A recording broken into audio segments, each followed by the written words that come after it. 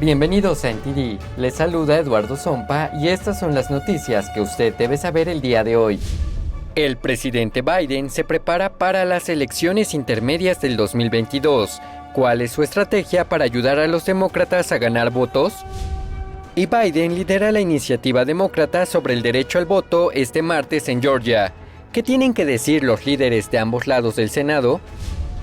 Pasando al Bronx, las autoridades comienzan a investigar uno de los incendios más mortíferos de la historia de Nueva York. Futbolistas de todo el mundo están muriendo de problemas cardíacos. Analizamos cuál podría ser la razón detrás de este sorprendente aumento de casos.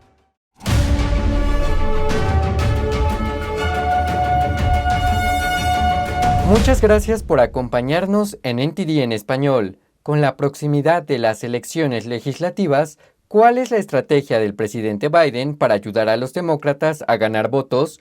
Echamos un vistazo a lo que podemos deducir de uno de sus recientes discursos.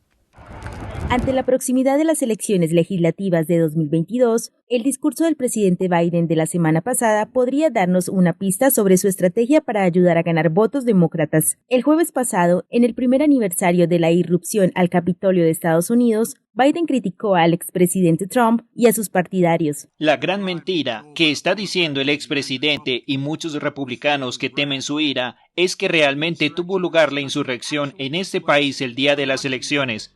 ¿Se puede pensar en una forma más retorcida de ver este país, de ver a Estados Unidos? No puedo.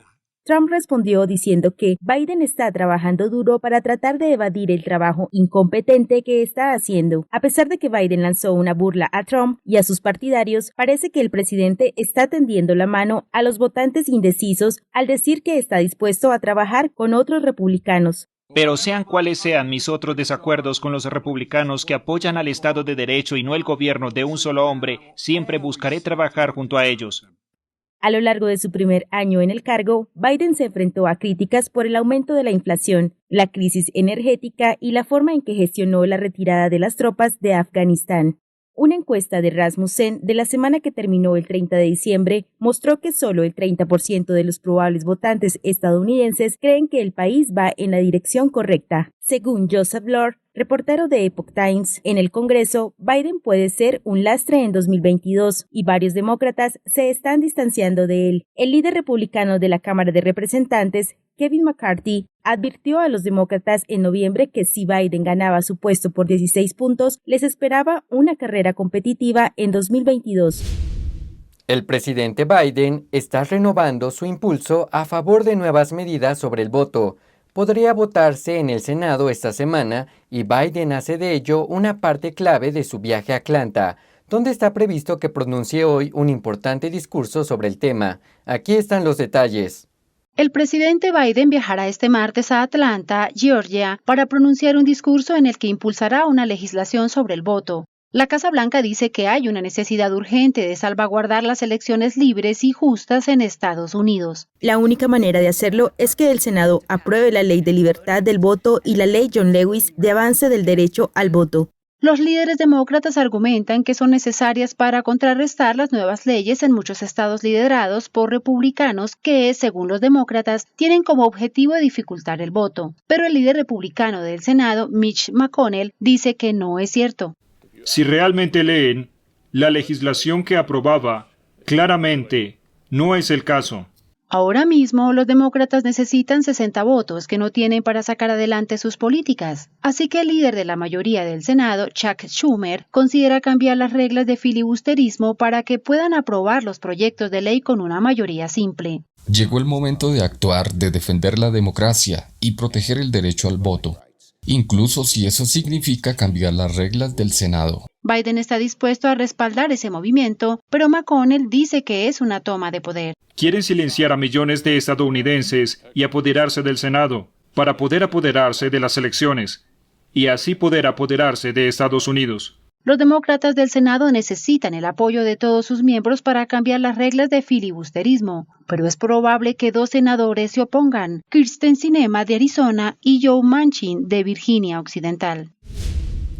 ¿Vota usted en las elecciones locales? La participación de los votantes en la ciudad de Nueva York ha ido disminuyendo durante décadas y suele rondar entre el 20 y el 30%, pero esto podría cambiar. La ciudad ahora permite que los no ciudadanos voten. Arián Pastar tiene los detalles.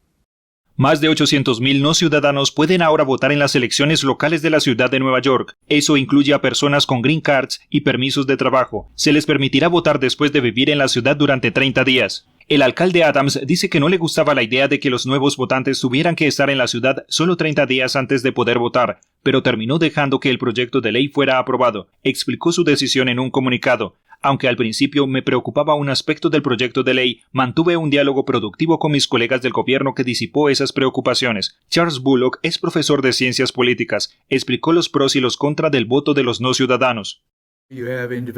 Tienes individuos que viven en la comunidad, envían a sus hijos a la escuela y probablemente pagan sus impuestos, así que podría decirse que deberían tener voz y voto sobre el gobierno con el que deben tratar. ¿Y la desventaja?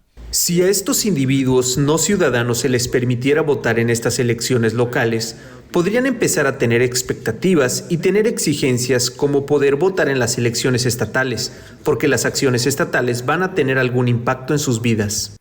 ¿Cree que si Nueva York pone en marcha algo así, a los no ciudadanos se les podrá permitir votar en las elecciones presidenciales en el futuro?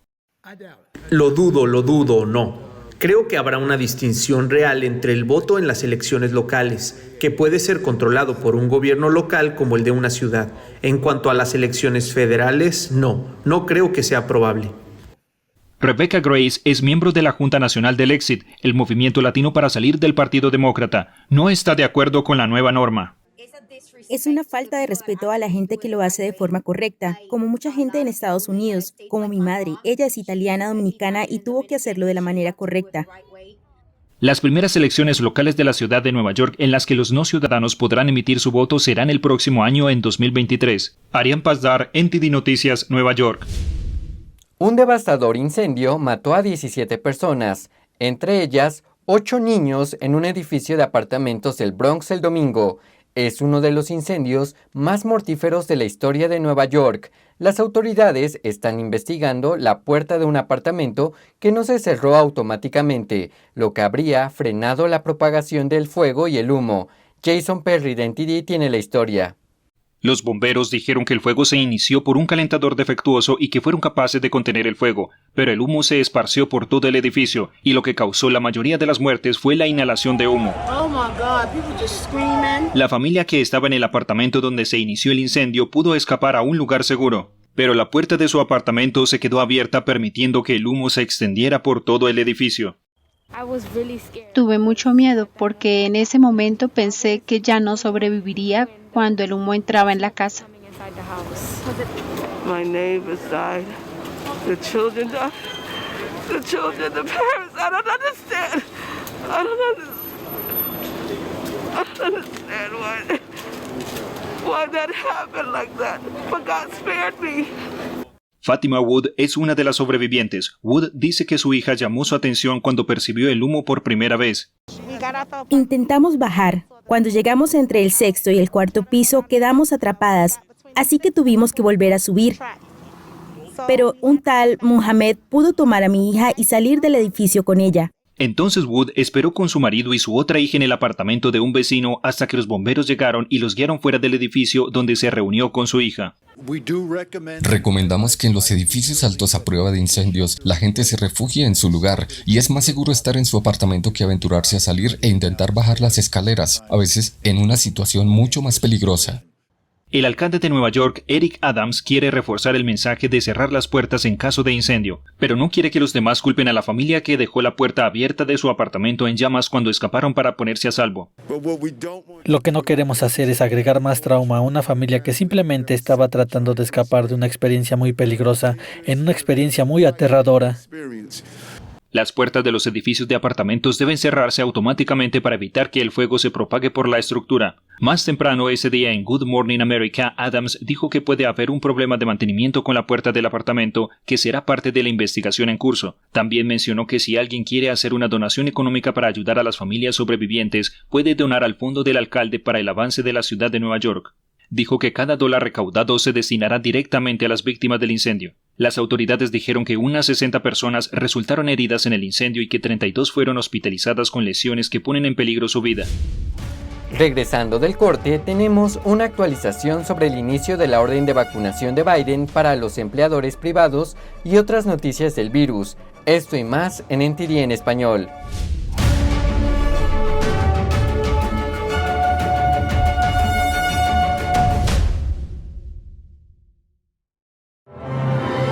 Por fin, la espera ha terminado. Shenyun regresa con un espectáculo completamente nuevo, lleno de belleza, majestuosidad y un poderoso mensaje de esperanza. Descubra la cultura perdida de la antigua China. Descubra la temporada 2021 de Shenyun.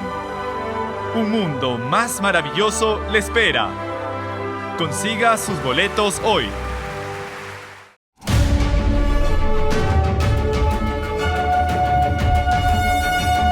Estados Unidos batió récord de personas hospitalizadas por el virus COVID-19, ya que el aumento causado por la variante Omicron pone a prueba los sistemas sanitarios.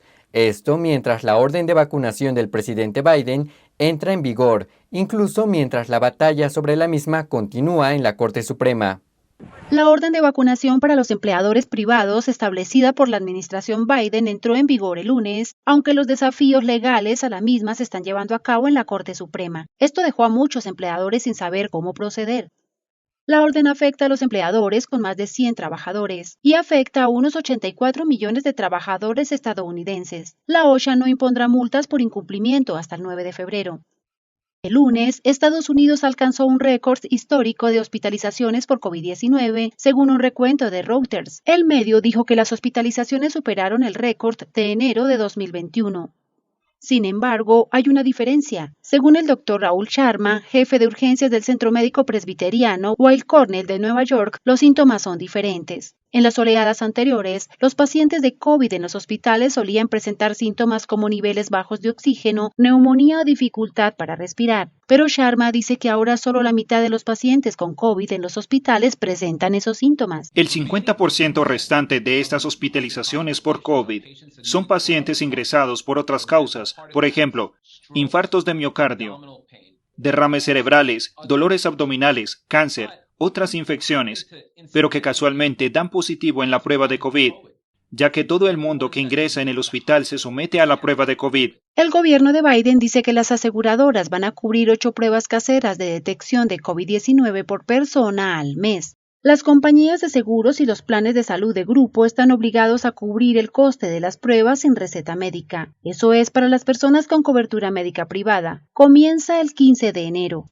El Departamento de Salud y Servicios Humanos dice que las compañías de seguros proporcionarán el dinero por adelantado o permitirán un reembolso por el costo. El CEO de Chase Bank, Jamie Dimon, dio una actualización sobre sus empleados que no están vacunados. El lunes dijo que los empleados de Chase en Nueva York se arriesgarán a perder sus puestos de trabajo y no se les pagará si no cumplen con los requisitos de vacunación de la compañía. Dimon dijo a Reuters que no les van a pagar a los trabajadores que no trabajen en la oficina. Dimon dijo que no tiene la respuesta sobre si la compañía ha considerado o no permitir que los empleados trabajen desde el hogar y la oficina.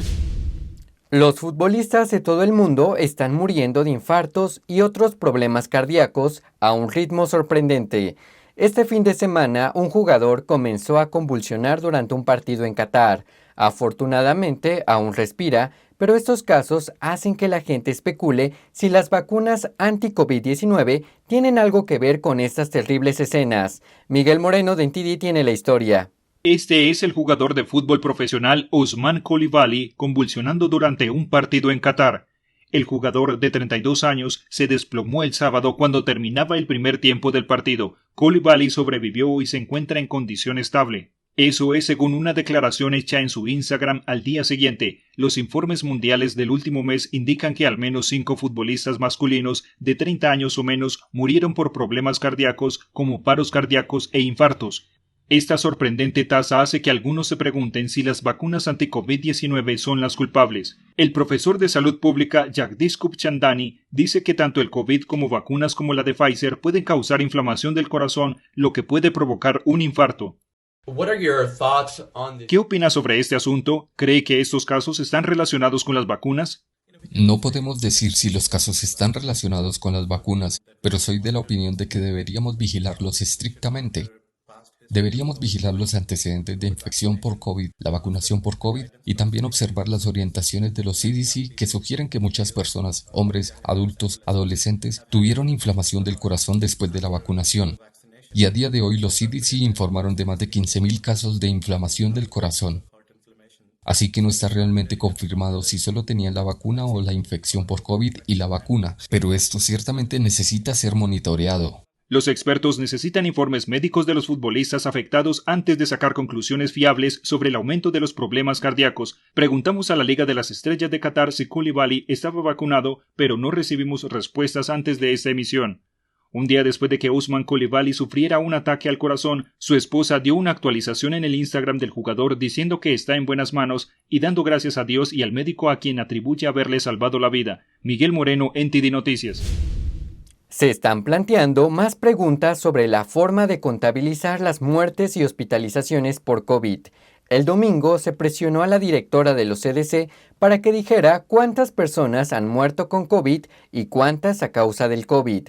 Mientras tanto, los médicos piden a los CDC que emitan directrices más claras sobre el recuento. A continuación, los detalles. La directora de los CDC, la doctora Rochelle Walensky, fue cuestionada en Fox News Sunday acerca de cuántas personas murieron de COVID versus cuántas con COVID. Walensky no fue capaz de dar una respuesta. ¿Sabe cuántas de las 836,000 muertes en Estados Unidos relacionadas con COVID son de COVID? ¿O cuántas son con COVID pero tenían otras enfermedades? ¿Tiene ese desglose? Sí, por supuesto con Omicron. Estamos siguiéndolo con mucho cuidado. Nuestro registro de defunciones, por supuesto, tarda unas semanas en recopilarse. Y por supuesto, Omicron lleva unas pocas semanas con nosotros, pero esos datos se darán a conocer. Esto ocurre después que Walensky dijera en una entrevista concedida a ABC el viernes que más del 75% de las muertes por COVID se produjeron entre personas que tenían al menos otras 4 afecciones de salud. La abrumadora cantidad de muertes, más del 75%, se produjo en personas que tenían al menos 4 enfermedades, así que en realidad se trata de personas que no estaban bien para empezar. No especificó si se refería a las muertes entre los vacunados o en general. Los comentarios de Walensky llamaron la atención de los médicos y críticos de las restricciones gubernamentales contra la pandemia. El doctor David Samadi comentó los siguientes datos que permitirán distinguir si las muertes son por o con COVID. Samadi escribió en Twitter: "Alenté esto desde el primer día, ya que pudo cambiar toda la perspectiva de la respuesta. Me alegro que finalmente ocurra". Michael Senger, abogado autor de Aceite de Serpiente, cómo Xi Jinping cerró el mundo, comentó la afirmación de Walensky de que el 75% de las muertes por COVID se produjeron entre personas con enfermedades adyacentes. Senger dijo en Twitter: "Soy lo suficientemente viejo como para recordar cuando esto era una insensible teoría de conspiración de la derecha. Alguien debería decírselo a los verificadores de hechos". Esto se produce cuando los funcionarios de salud pública están comenzando a distinguir entre las hospitalizaciones por COVID y con COVID. La gobernadora de Nueva York anunció la semana pasada que los hospitales del estado ajustarán la forma de contar las hospitalizaciones por COVID para dejar clara esta distinción. La oficina de la gobernadora Kathy Hochul dijo el viernes que el 43% de los pacientes hospitalizados no ingresaron a causa del COVID. El fin de semana, la NBC entrevistó a médicos de California que piden a los CDC que especifiquen cómo deben contarse los pacientes que dan positivo. Simplemente estamos notificando de pacientes que dan positivo a COVID en un mismo lugar y esas cifras van a los CDC y eso es lo que realmente tenemos que cambiar. Ellos, al igual que muchos médicos de todo el país, dicen que estas distinciones claras ayudarán a entender y responder mejor al virus. Y después del corte comercial, tenemos información sobre la creciente tensión entre Estados Unidos y Rusia. Quédese con nosotros.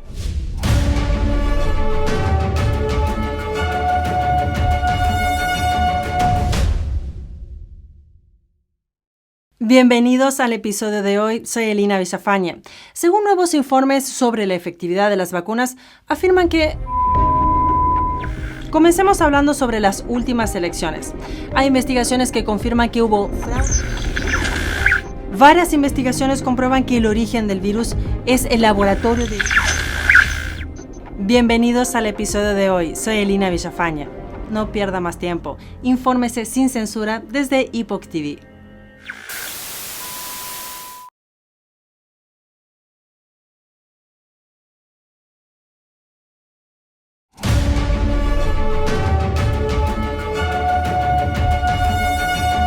Altos funcionarios estadounidenses se han reunido hoy con funcionarios rusos en Ginebra en medio de la preocupación por una posible invasión rusa a Ucrania.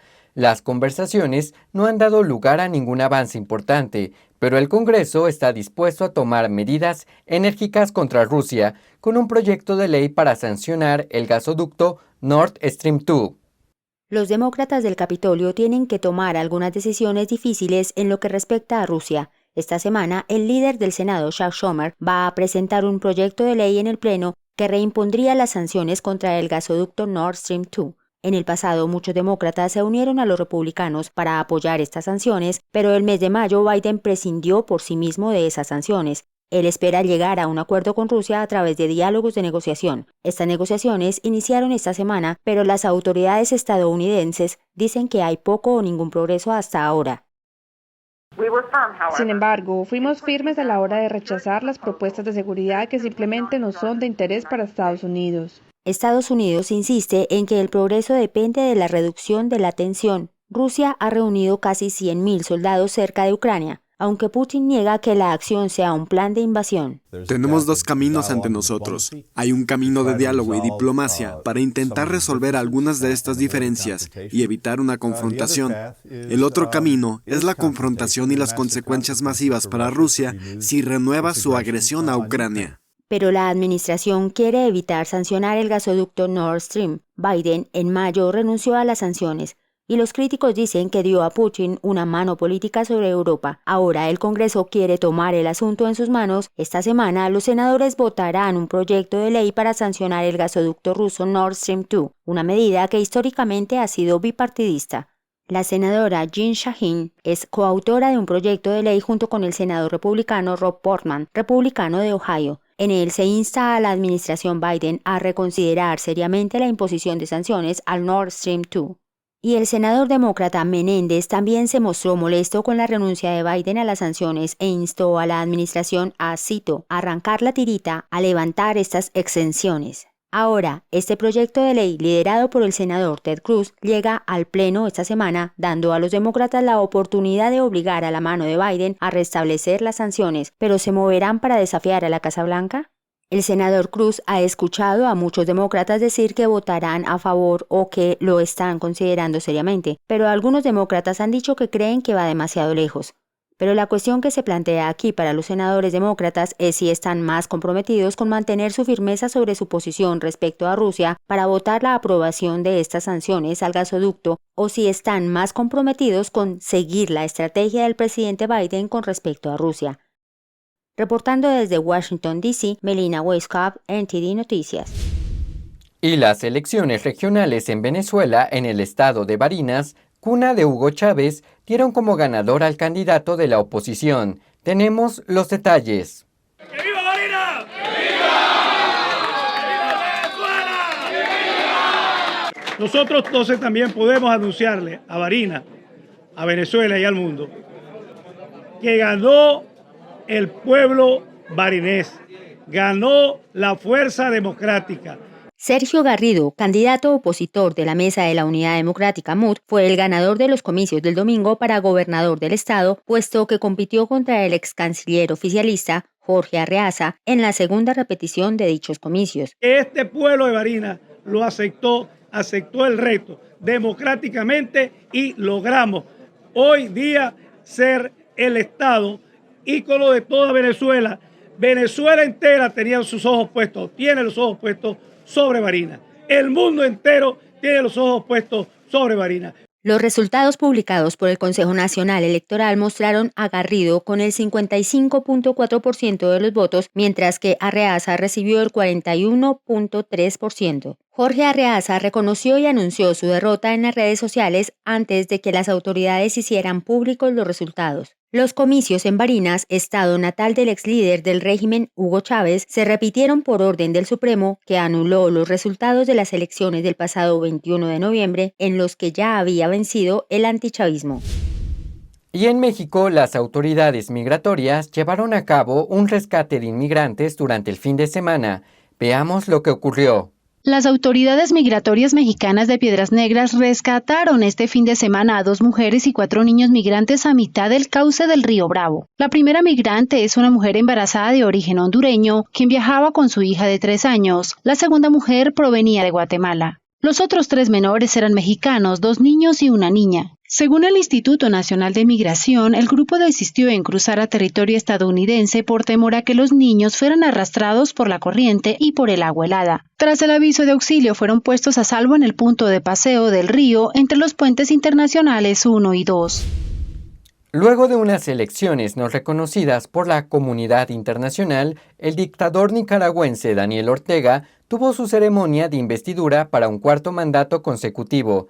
Veamos los detalles. Después de encarcelar a 7 principales candidatos presidenciales, desarticular a la oposición, arrestar a periodistas y líderes opositores, Daniel Ortega tuvo este lunes una nueva ceremonia de investidura en medio de un profundo aislamiento internacional. Este es su 5º mandato y 4º mandato consecutivo, sumando 26 años en el poder.